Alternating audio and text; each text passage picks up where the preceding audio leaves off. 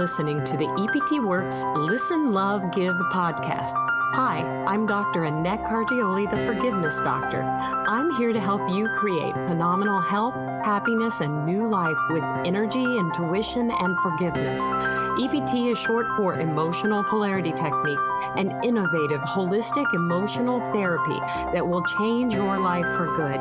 You can subscribe to this podcast, get free EPT training at eptworks.com, and like us on Facebook. Have you ever found yourself deeply hurt by a friend or family member that you have given everything to? And now you feel confused about what exactly happened in the relationship that destroyed it and broke your heart.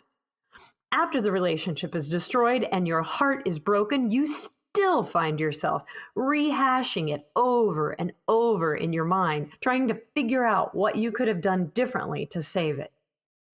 In today's episode, Heal from Toxic Relationships, you will learn how to recognize a toxic relationship before you give up all your power to it. You're going to learn what type of person is most likely to create toxic relationships with you, and why the kindest and most giving people are vulnerable to lose their power in a toxic relationship. Finally, I will give you specific forgiveness statements that can transform this pattern of behavior in your life, release the hurt, and reclaim ownership of your God-given power back so that no one can ever steal it from you again. First off, you may be wondering, what is a toxic relationship? Things that are toxic are deadly, meaning they rob you of your life. A toxic relationship steadily and continuously robs you of ownership of your God-given power. A toxic relationship covertly operates to manipulate you to give more than you would normally give to most people under the same circumstances. There are two primary reasons you may overgive in a toxic relationship. One is you feel sorry for this person because you have heard their life story, and that story is off the chart painful. They've had a much harder life than you. Or the second reason is you feel it's just easier to give in to what they want. You increasingly give up the truth of what is important to you until there is no more of you to give. Toxic relationships can be with anyone: a parent, a spouse, a romantic partner, coworker, a client, or even a friend. Caroline Myss wrote a book called Why People Don't Heal. In this book, she discusses how those people with the deepest hurt use their wounds as a source of power to manipulate, control, and steal other people's power. Think about how you would feel if your best friend told you about how at age 8, her father committed suicide, shooting himself in front of the entire family, and her mom went crazy, abandoning the family for the next 5 years. Think about how you may feel if your boyfriend, who is prone to anger and verbal abuse, cries, sobs, and mentally breaks down as he tells you about his father beating him, even breaking bones, and then at age 17, killing his dog. Think about a client who tells you her father sexually abused her from age 4 until age 11. At age 11, her 2 teenage brothers took over and also sexually abused and humiliated her until she was able to run away from home at age 16 and then married an abusive man. She managed to divorce him, but in the divorce, she lost her 2 children as he won full custody. These types of extreme, unthinkable traumas break our hearts when we hear them. It is important for me to say right here that not every person who has experienced a terrible life trauma will suck you into a toxic relationship. People with these types of traumas all want to release the pain and get well. It's just that some of them will unconsciously use their trauma as a way to hold power over others. This podcast is to help you to realize when you have become a part of this type of toxic relationship and how to avoid this kind of hurt in your life in the future. The toxic relationship starts with how you respond to their sad story. When you know their deepest hurt, it can change the way you treat them. You tend to first feel sorry for this person. Once you feel sorry for this person, you have stepped into their world and identify them as a victim. You see them as having less power than you, having been victimized. You want to give them your power to make the hurt they went through better. You become the person who is trying to right the wrong in their life by giving them your power. Consciously, you want to make it better by giving them more of what you have, going out of your way to fill their every need. This translates into an energetic pattern where you give up ownership of your own power to fill the void in them, the void put there by their life trauma. So then it feels more fair to you. You begin operating out of a belief that making it fair will heal their trauma. This becomes the foundational lie that supports the toxic relationship. The lie that you can somehow heal suffering by making it fair. The truth is, you can never heal suffering by making things fair. Mercy always triumphs over justice. The more you try to make it right for the suffering person by giving up more and more of your own power, the more they demand from you. Because of this belief that life should be fair, you hold feelings of guilt and shame when your life is way better than theirs. You don't have this kind of hurt in your life. Sure, you have hurt and trauma, but not of this magnitude. Instead of feeling blessed and full of gratitude, you feel guilt, sort of like survivor's guilt. You manage your feelings of guilt for having a better life by over-giving to this wounded person. The two lies that support toxic relationships when you are wanting to help or heal a broken person. 1, making life fair can heal human suffering. And 2, I should feel guilty and undeserving when my life experience is better than someone else's life experience. The first lie, making life fair can heal human suffering, supports the wounded person to believe that because they went through unfair suffering, everyone else owes them. They feel they deserve more of what you have. The second lie, I should feel guilty and undeserving with a good life, supports the wounded person to believe it is better to stay a victim because victims are blameless. Toxic relationships always have one person giving up their God-given power while the other person takes ownership of this power out of a sense of entitlement. In this podcast, we are specifically talking about the sense of entitlement that comes with being a victim and enduring the worst of human suffering. Once you are in this kind of relationship, you will find yourself justifying your over-giving to this person because of the hurt they have gone through.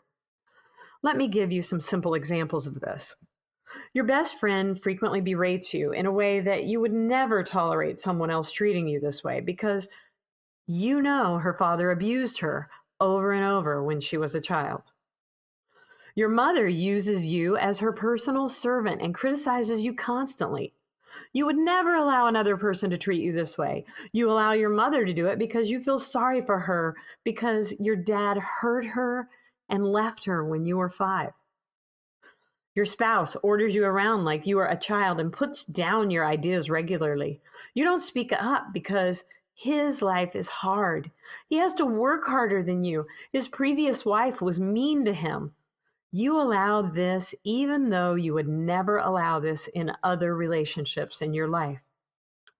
Your client calls you on your off hours, gets discounted services that other clients don't get from you, expects to have access to you personally when they need you, whenever.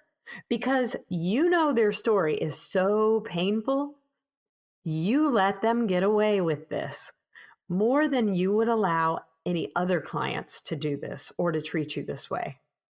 In all of these examples, you give up ownership of your God-given power and authority to do what is best for your life because You've been influenced by the sad story of another person. Your ultimate God-given power and authority is to decide what you want, how to think about your life. You have been given the power to choose your perception of experience and many of your own actual experiences. What you want to wear, eat, how to fix your hair, what you want to enjoy, how to spend your money, what you like, what you don't like. Your power lets you decide who you like being with and who you don't like being with, and to take the best or worst action you decide for your life. When you give up your power to decide what you want, how you want to think or feel to another person, you are denying a gift that God has given specifically to you. No one can actually take what God has given to you unless you agree. You may feel victimized because a parent demanded your power by constantly criticizing you so that you can't trust yourself with your own power. Abusive spouses believe they are the owner of your power, and when you take action by your own power, they angrily act like a person whose property has been stolen. This abusive anger is usually enough to stop the abused from using their own power. The cult mindset is another example of this kind of toxic relationship. Eventually, so much of your power is given to another in a toxic relationship that it's not even possible to decide to leave. This is why people will stay in a church that brings them no joy, value, or love. This is why women don't easily leave abusive relationships. In these toxic relationships, you are expected to give more and more and more until you don't have more to give. And if you try to stop giving, the person will turn on you and feel as though you are cheating them. Even though you have been overgiving for a long time to this person, you feel guilt and shame because you have bought into the idea that you owe them. When you hold your attention on the emptiness left by their trauma, ownership of your God-given power energetically flows to fill that emptiness in them. You overgive. You give out of the emptiness you see in them rather than giving because of the wholeness you can see in them. You give because you want them to be whole rather than giving because you know they are already whole. In spite of the trauma they've been through, the truth is they are already whole. This pattern of behavior with them allows the toxic relationship to continue endlessly. EPT can help you break free from toxic relationships by helping you to reclaim ownership of your God-given power so that you can operate out of the wholeness that exists within you. Think about relationships that exist in your life right now where you are giving up your power. Here's some forgiveness statements to help you release this toxic pattern and reclaim your God-given power. I forgive myself for believing that making things fair can heal suffering and trauma. I forgive myself for believing fairness is better than mercy and forgiveness. I forgive myself for believing I should feel guilty and ashamed when my life is really good. I forgive myself for believing I don't deserve to enjoy a good life if there are others who are suffering.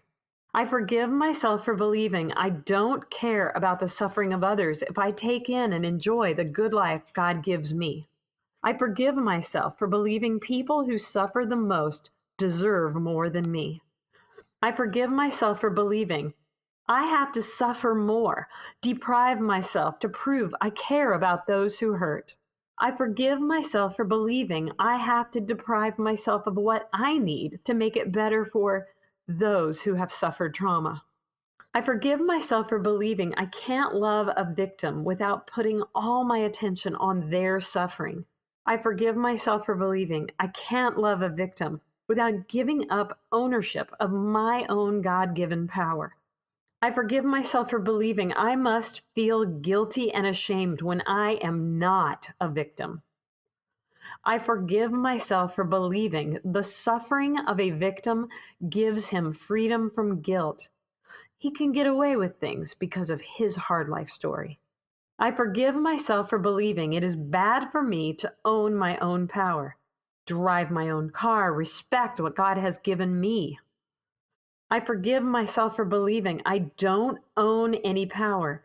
It really belongs to someone else. I forgive myself for believing I can't use my own power without feeling guilty and ashamed because I really believe it isn't mine to use. I forgive myself for denying God's gift in my life when I let someone else have my power. I forgive myself for giving up my power to fix another person's life story. I forgive myself for believing if I use my power, I will be held responsible for the bad that occurs. I forgive myself for believing it is better for me to let someone else operate my power. It will release me from the guilt I feel having a good life or being blamed for the bad. I forgive myself for giving away my ownership of my power or agreeing to let someone else operate my power. I forgive my dad, mom, husband, friend for taking ownership of my power. I forgive him or her for believing my power belongs to them, that they are entitled to my power because their life is so hard and so much harder than mine. I give myself permission to reclaim ownership of my God-given power and authority for my life. I give myself permission to let go of the bad feelings I may have because of this loss in my life, this loss of ownership of my power to another person. I give him or her permission to forgive me for taking my rightful ownership of my God-given power and authority in my life. I renounce the cult mindset and I call it up and release it from my body, mind, and spirit to divine love and gratitude. I ask God to heal and release this cult mindset from my body, mind, and spirit and the soul of my family. I renounce all agreements I consciously or unconsciously made to give away ownership of my power in exchange for love, peace, family, and belonging.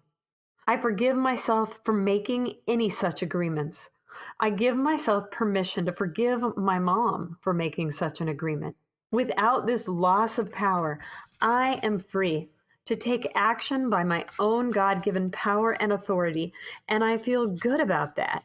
I am free to glorify God by honoring and using my power to bring good into my life and into the world.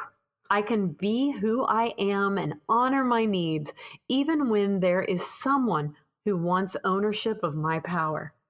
Using energy, intuition, and forgiveness, an EPT practitioner shows up to hold the space of power and wholeness for people who are hurting until they become aware of that power already existing in them. Out of this awareness, they are free to stop creating toxic relationships. They are able to take ownership of their own God-given power and create their life out of the wholeness that exists in them. In the face of immense human suffering, it can be difficult to see anything more than the sum of one's life trauma. By transforming this pattern in your life, you can begin to create amazing relationships out of the energy of wholeness and love that exists in you and others. Thanks for listening. As always, you can subscribe to this podcast, like us on Facebook, and go get your free training at eptworks.com. I'm Dr. Annette Cargioli, the Forgiveness Doctor. Until next time, listen, love, give. EPT Works.